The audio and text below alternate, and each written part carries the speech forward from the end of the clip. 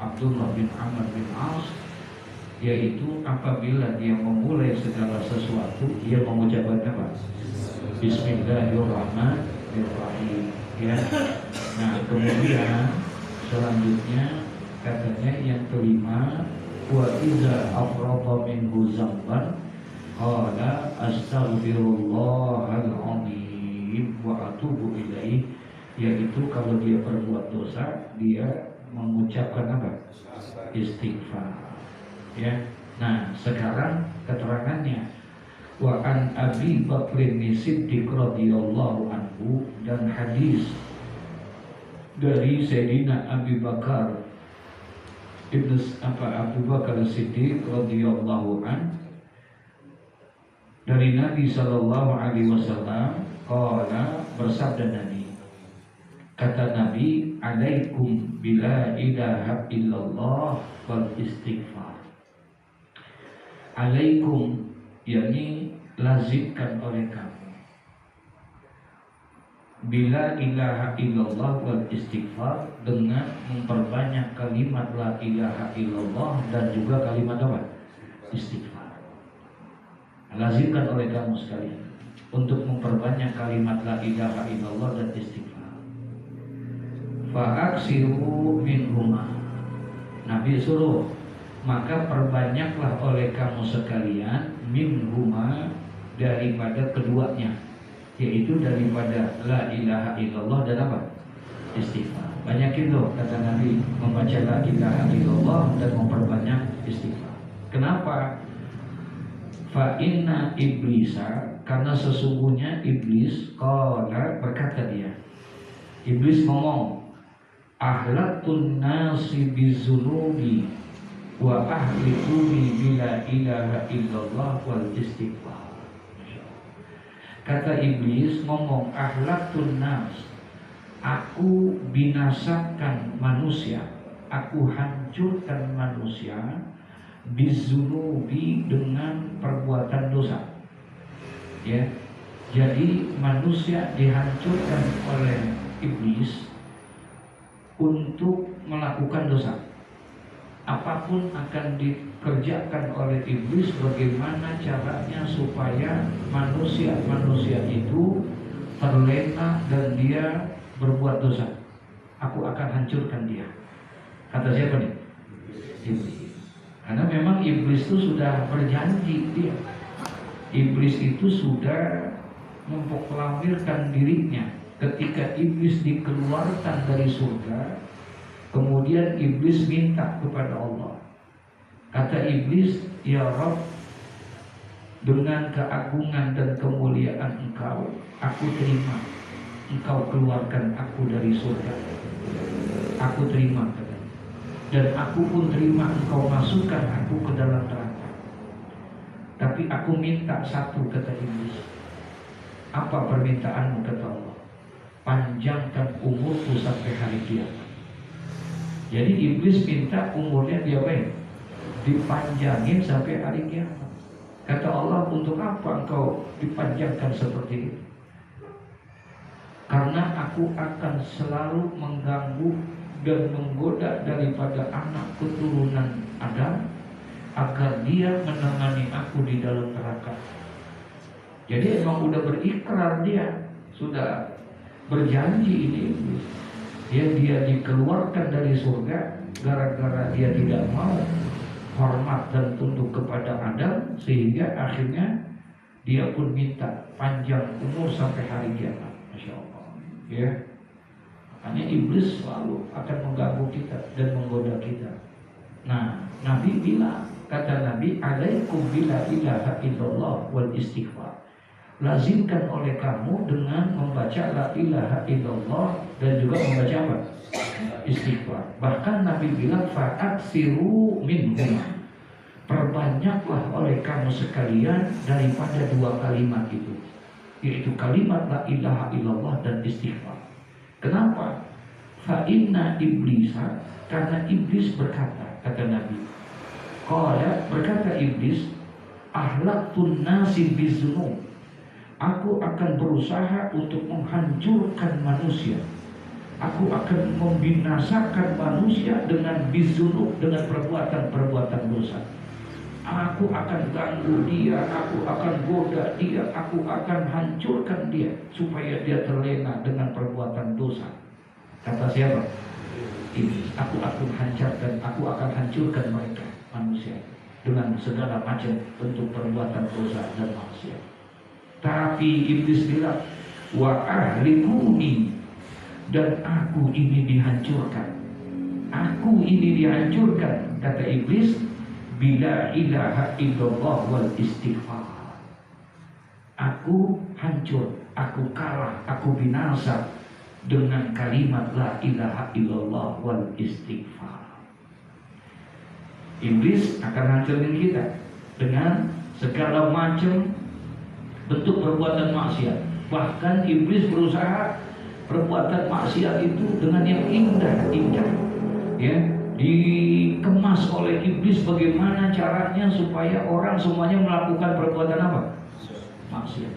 Dikemasin tuh dan gratis, kata iblis. Udah, gak usah pakai bayar. Pokoknya saya akan berikan, aku akan jadikan jalannya yang terindah supaya dia semuanya terlena, kata iblis. Aku akan hancurkan dia, tapi aku dihancurkan oleh mereka dengan sebab kalimat la ilaha illallah wal istighfar. Jadi ketika kita membaca la ilaha illallah, kita membaca istighfar, maka pada hakikatnya iblis hancur, binasa. Maksudnya tuh kalah tuh iblis dengan yang begitu. Makanya mesti dibentengin diri kita dengan kalimat apa? La ilaha illallah, dengan kalimat istighfar. Itu benteng buat kita. Makanya kemarin hadisnya gitu, jadi itu iman aku, perkokoh iman kamu itu, kuatkan iman kamu itu. Dengan apa? Yaitu dengan kalimat la ilaha illallah. Insya Allah kalau kalimat la ilaha illallah kita lazimkan setiap saat, kita baca setiap saat la ilaha illallah, kita baca istighfar, maka insya Allah iblis akan binasa, iblis akan hancur. Wa ahlikuni, dan aku dihancurkan, kata iblis dengan kalimat itu. Ya, Masya Allah. Kalau nggak ada kalimat itu, iblis terus berjaya, iblis akan terus ganggu kita. Gitu. Tapi kalau kita bentengin diri kita itu, maka dia akan istighfar. Nah, kemudian iblis nggak mau menyerah. Kata iblis, falamma ra'aitu zalika, maka tatkala aku melihat hal yang seperti itu, aku lihat manusia ini berusaha untuk menghancurkan aku dengan memperbanyak zikir la ilaha illallah, dengan memperbanyak zikir istighfar. Aku lihat di manusia sedang berusaha untuk menghancurkan diri aku dengan itu semua. Apa? Akhlak tuhum, tetap aku akan coba ganggu mereka. Aku akan binasakan mereka yang membaca kalimat la ilaha illallah, yang membaca kalimat istighfar itu dengan apa? Bi ahwa'i, yaitu dengan hawa nafsu. Wa hum yahsabuna annahum muhtadun, sedangkan mereka itu mengira bahwa mereka ini mendapatkan hidayah, petunjuk. Ternyata walaupun dia baca la ilaha illallah, iblis nyerah enggak? Hah? Enggak, iblis masih tetap gua gangguin, kata iblis. Bagaimana caranya? Dikipasin apanya? Hawa nafsunya, hatinya, sehingga rusak tuh la ilaha illallahnya, rusak tuh istighfarnya. Dengan apa rusaknya?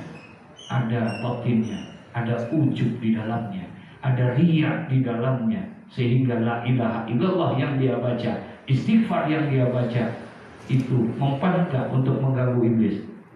Nggak mempan, karena sudah terkotori dengan ujub, dengan riya, dengan sombong, penyakit-penyakit batin. Iblis tuh masya Allah kagak ada nyerah-nyerahnya, ya. Kenapa? Karena memang dia sudah berjanji seperti itu. Apapun dia akan lakukan agar dia nggak mau dia sendiri. Gara-gara Adam nih sekarang, Adam gua nggak bisa ikut, tapi anak keturunannya akan gua ganggu sampai kapanpun. Ngomongin gua, ya, iblis ngomongnya apa? Gua Gua ganggu dia, pakai apa, pakai caranya? Bagaimana caranya supaya saya tidak sendiri di sana? Kita pikir udah aman di masjid, udah aman di musola. Kita pikir nih, betul ya? Kita pikir udah aman kalau kita ngaji. Ternyata setannya lebih gede lagi. Betul? Halo? Ternyata lebih gede lagi setannya. Diganggu kita. Dengan apa? Bil ahwa'i.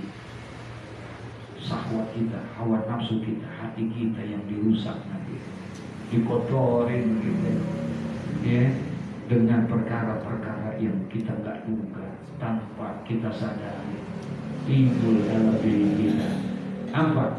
Perasaan membanggakan ibadah kita, bangga kita dengan ibadah yang sudah kita lakukan. Kayaknya gua doang yang lebih rajin, kayaknya gua doang yang berusuk. Nah, ujub sudah namanya. Kata Nabi, kalau ada ujub dalam diri kita, berarti 70 tahun amal ibadah kita rusak karena itu. Ujub doang tuh 70 tahun amal kita. Kalau 70 tahun banyak gak amal? Iya, ternyata rusak dengan sifat ujub kita, saudara. Baru ujub, belum apa? Lihat. Itu baru ujub. Ujub nggak ditunjukin. Kalau sifat ujub itu maksiat batin ini, ujub itu nggak ditongolin, kagak ditampilin, kagak ditunjukin. Ujub adanya di mana? Di hatinya. Dia menganggap dirinya paling baik, ibadahnya paling bagus, paling rajin, paling itu ujub.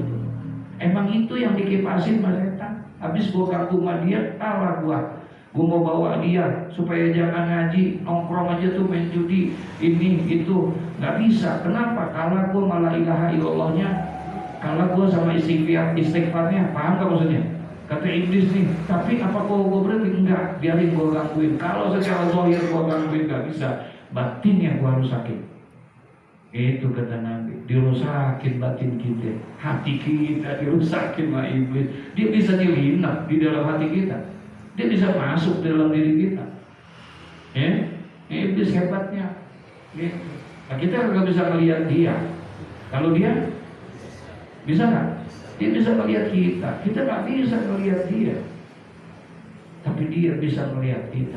Maka digoyangin hati kita sama dia. Apa katanya? Falamma ra'aitu zalika, maka ketika tatkala aku lihat itu, mereka semua baca la ilaha illallah, mereka semua baca istighfar, aku dihancurkan gara-gara itu. Ketika aku lihat mereka, akhlaktuhum, aku akan hancurkan mereka, kata Allah. Kata iblis, aku akan binasakan mereka semua. Aku akan robohkan itu la ilaha illallah dan istighfar yang sudah dilakukan. Dengan apa? Bil ahwa'i, dengan hawa nafsunya. Ya, dengan hawa nafsunya dirusakin. Sehingga akhirnya yang baca istighfar, yang baca la ilaha illallah, wa hum yahsabuna annahum muhtadun, dia anggap zikirnya dia diterima udah. Paham gak? Ya, dia anggap istighfarnya dia diapain? Diterima sama dia anggap udah hebat nih. Gitu. Menganggap perasaan yang seperti itu adalah gangguan dan godaan siapa? Iblis itu. Astagfirullahaladzim. Tuh. Makanya emang mesti banyak kita istighfar. Ya. Gitu. Yang begini yang digangguin. Yang kagak ngaji mah kagak digangguin. Iya. Yang sembahyang digangguin gak? Yang kagak sembahyang kagak. CS gua kagak gangguin aja kagak sembahyang, apalagi gua gangguin katanya. Tuh yang gua gangguin tuh, gimana caranya supaya dia ngaji? Gua udah kalah sama dia, kata iblis nih. Gua udah dipukul malah ilaha illallahnya dia, gua udah dipukul sama istighfarnya dia. Sekarang gua mau gangguin dia, biarin dia ngaji dan apa-apa. Cuman gua bisikin pelan-pelan, dibisikin aja. Astagfirullahaladzim, ya Rabbana. Tuh dimasukin tuh kita, Pak. aku akan hancurkan mereka sehingga akhirnya mereka menganggap bahwa mereka itu semua adalah orang-orang yang sudah diterima oleh Allah. Padahal dirusak hati kita, gak ikhlas kita, ngaji kita, sembahyang kita, ibadah kita udah bukan karena Allah lagi, tapi pengen dipuji sama orang, pengen dianggap kita orang yang rajin ibadahnya, pengen dianggap kita orang yang ahli ibadah, orang yang rajin ngaji. Nah, ketika dimasukkan itu semuanya masuk ke kita, timbul dalam diri kebanggaan kita, dosa nggak? Dosa sudah nggak ikhlas kita. Nah, ikhlas nih berat emang. Ikhlas itu adanya di mana? Ikhlasnya adanya di mana? Di hati. Tapi bisa merembes ke muka. Ikhlas adanya di hati, tapi bisa merembes. Hati kita sih ikhlas, sudah kelihatan dari fisik kita, dari muka kita. Lu katanya ikhlas, masih cemberut aja lu. Bisa begitu nggak? Iya. Astagfirullahaladzim, berat begitu tuh. Dan sekarang gimana untuk mengobatinya? Tetap ittabi'us sayyi'at bil hasanat. Jadi kalau kita terlintas dengan penyakit-penyakit yang kayak tadi, ujub mau datang, riya mau datang, soal takabur mau datang, itu ittabi'us sayyi'at, iringin tuh perbuatan sifat-sifat yang jelek seperti itu bil hasanat, dengan kebaikan apa? Hapus lagi tuh dia dengan istighfar. Jadi lawan lagi dengan apa? Istighfar. Astagfirullahaladzim, ya Allah, jauhi ujub ya Allah. Enggak ada tujuan kecuali mencari ridho-Mu ya Allah.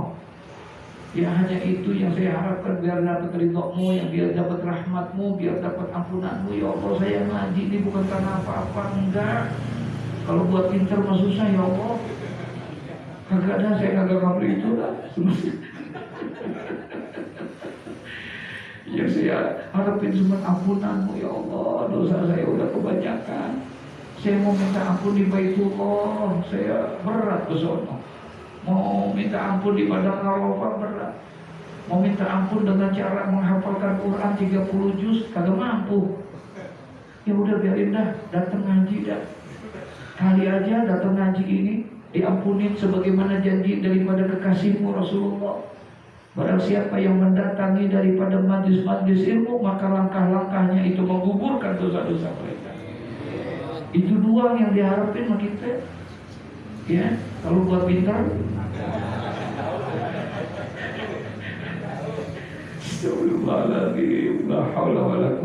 Nah, ketika perasaan-perasaan itu, ketika kayak begitu tuh berarti iblis emang lagi mau menghancurkan kita, Pak. Dia tetap akan nyanyiin. Nah sekarang bagaimana? Tutup dia, hapus dia itu dengan istighfar. Terus kita memperbanyak istighfar, minta sama Allah. Insya ya Rabbana, Masya Allah, Masya Allah. Nah, kalau al-fakir